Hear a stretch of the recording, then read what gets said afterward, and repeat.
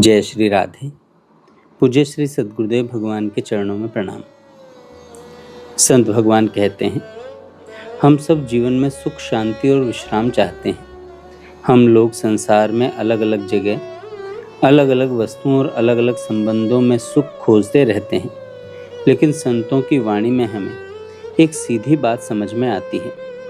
एकमात्र भगवान के नाम, रूप, लीला और धाम को छोड़कर संसार में कहीं भी स्थायी विश्राम, सुख और शांति नहीं मिल सकती।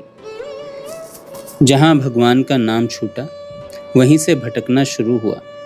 हनुमान जी ने भगवान श्री राम से कहा, विपत्ति प्रभु सोई, जप तप सुमिरन भजन न होई। अर्थात वास्तविक विपत्ति वही है जब मनुष्य भगवान का स्मरण और भजन को भूल जाए। हमारे जीवन का सार क्या है? सुमिरन, भजन और सेवा। भगवान का नाम जपना, भगवान को याद करना, ठाकुर जी की सेवा करना, माता पिता की सेवा करना, परिवार के प्रति अपने कर्तव्य निभाना और जीव जंतुओं के प्रति दया रखना, यही जीवन को सार्थक बनाने वाले साधन हैं। लेकिन यदि जीवन भगवान के स्मरण से खाली है, तो बाहर से सब कुछ होते हुए भी भीतर से मनुष्य विपत्ति में फंसा हुआ है। अब संतों ने हमें हमारे शरीर के विषय में भी बहुत कठोर लेकिन कल्याणकारी सत्य बताया है। हम इस शरीर पर बहुत गर्व करते हैं। सुंदर चेहरा, सुंदर शरीर, अच्छे कपड़े, श्रृंगार, इन सब को देखकर मन में शरीर के प्रति ममता बढ़ती जाती है। लेकिन जरा भीतर की ओर देखिए, यह शरीर वास्तव में क्या है? मल, मूत्र, रक्त, मांस, मज्जा, अस्थि, नस, नाड़ियों और त्वचा से बना हुआ एक नश्वर ढांचा। बाहर से त्वचा ने इसे ढक रखा है, इसलिए आकर्षण दिखाई देता है। लेकिन यदि बाहरी त्वचा का आवरण हट जाए, तो जिस शरीर पर इतना गर्व करते हैं, उसी को देखकर मनुष्य घृणा करने लगे। संतों का उद्देश्य शरीर की निंदा करना नहीं है। वे हमें शरीर के प्रति गलत आसक्ति से बचाना चाहते हैं, क्योंकि सबसे बड़ी भूल यह है कि हम शरीर को ही मैं मान लेते हैं और फिर इसी शरीर के सुख के लिए धन चाहिए, मकान चाहिए, गाड़ी चाहिए, वस्तुएं चाहिए और भोग चाहिए। धन इसलिए चाहिए कि उससे भोग सामग्री मिले, भोग सामग्री इसलिए चाहिए कि शरीर सुखी रहे, शरीर सुखी रहे इसलिए और धन चाहिए, और पूरा जीवन इसी चक्कर में निकल जाता है। यही देह राग है। संतों ने कहा, परम स्वार्थ क्या है?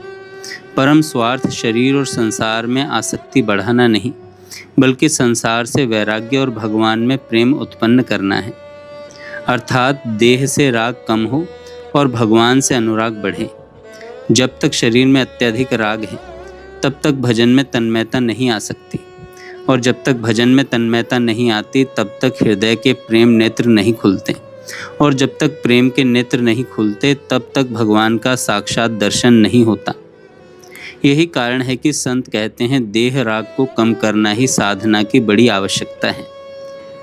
सज्जनों, हम कहते तो हैं कि हमें भगवान चाहिए, लेकिन मन के भीतर यदि अभी भी यह विश्वास है कि संसार के भोगों में सुख है, तो हमारा निश्चय पूरा नहीं हुआ है। भगवान श्री कृष्ण ने भी गीता जी में समझाया है कि जिनकी बुद्धि भोग और ऐश्वर्य में अत्यधिक आसक्त हो जाती है, उनकी निश्चयात्मक बुद्धि स्थिर नहीं हो पाती। इसलिए अपने मन से एक प्रश्न पूछिए, क्या वास्तव में मुझे भगवान चाहिए, या भगवान के साथ साथ संसार के भोग भी चाहिए?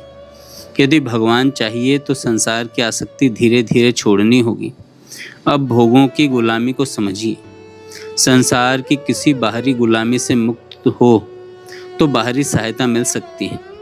संसार की किसी बाहरी गुलामी से मुक्त होना हो तो बाहरी सहायता मिल सकती है। लेकिन भोगों की गुलामी अलग प्रकार की है। वह गुलामी हमारी अपनी स्वीकृति से बनी है।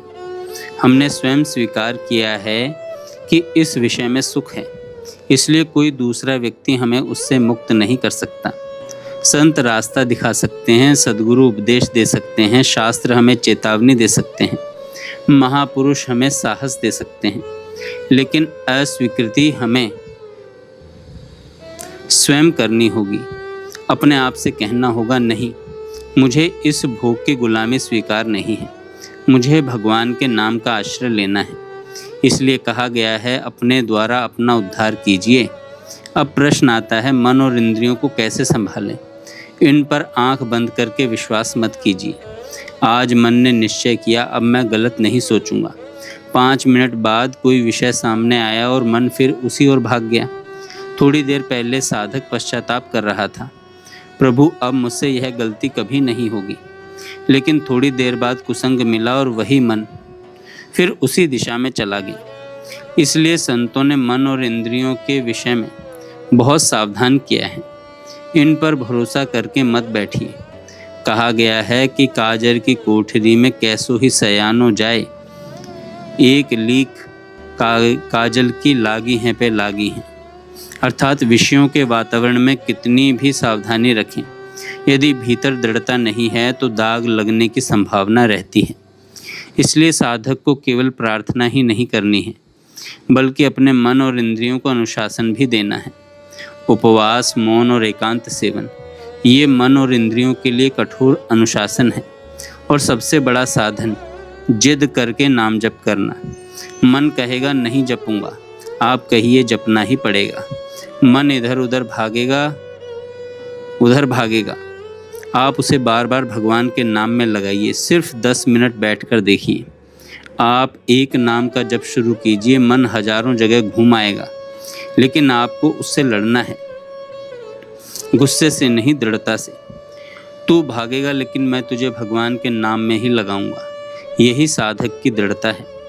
एक और महत्वपूर्ण बात है, हम दूसरों की छोटी सी गलती को पहाड़ बना देते हैं और अपनी बड़ी बड़ी गलतियों को राई के समान भी नहीं मानते। यह साधक का मार्ग नहीं है। दूसरों के पहाड़ जैसे दोष को भी क्षमा करने की शक्ति रखिए और अपनी छोटी सी गलती को भी गंभीरता से लेकर सुधारिए। यही साधना है। अब काम, क्रोध, लोभ, मोह और अहंकार के विषय में भी सावधान रहना है। ये विकार हमें बार बार परास्त करते हैं, लेकिन साधक को निराश नहीं होना चाहिए। उसे भगवान से कहना चाहिए, प्रभु मैं अकेला इन विकारों को नहीं जीत सकता, लेकिन जिस दिन आपकी कृपा और आपका बल मिलेगा, उसी दिन इनकी जड़ उखाड़ फेंकूंगा। यही भगवान की कृपा की प्रतीक्षा है। और जब तक वह कृपा नहीं मिलती, तब तक साधक का काम है नाम जपते रहना, सत्संग करते रहना, सावधान रहना और प्रयास करते रहना। गृहस्थ जीवन में रहिए, लेकिन धर्म पूर्वक रहिए। एक पत्नी व्रत का पालन कीजिए। दूसरी स्त्री को भोग की दृष्टि से मत देखिए। हर स्त्री में माता, बहन या भगवान की शक्ति का स्वरूप देखने का अभ्यास कीजिए। संतों ने चेतावनी दी है कि कामना मनुष्य के सर्वनाश का कारण बन सकती है। इसलिए मन के पंख काटने होंगे। मन के पंख क्या हैं? कामना और तृष्णा। जहाँ कामना है, मन वहाँ उड़ता है। इसलिए कामना को कम कीजिए और भजन को बढ़ाइए, क्योंकि यह संसार वास्तव में मोह का जाल है। संतों ने मन को पक्षी के समान समझाकर कहा, मन पंछी अब परह जीनी, जगत मोह के जाल। हे मन, संसार के मोह जाल में फंसने के लिए अपने पंख मत फैलाओ। भोगों का चुगा दिखाई देता है, लेकिन उसमें छिपा हुआ जाल दिखाई नहीं देता। पक्षी केवल दाना देखता है, जाल नहीं। वैसे ही मनुष्य केवल भोग का सुख देखता है, उसके पीछे छिपी हुई अशांति, गुलामी और दुख और दुर्गति नहीं देखता।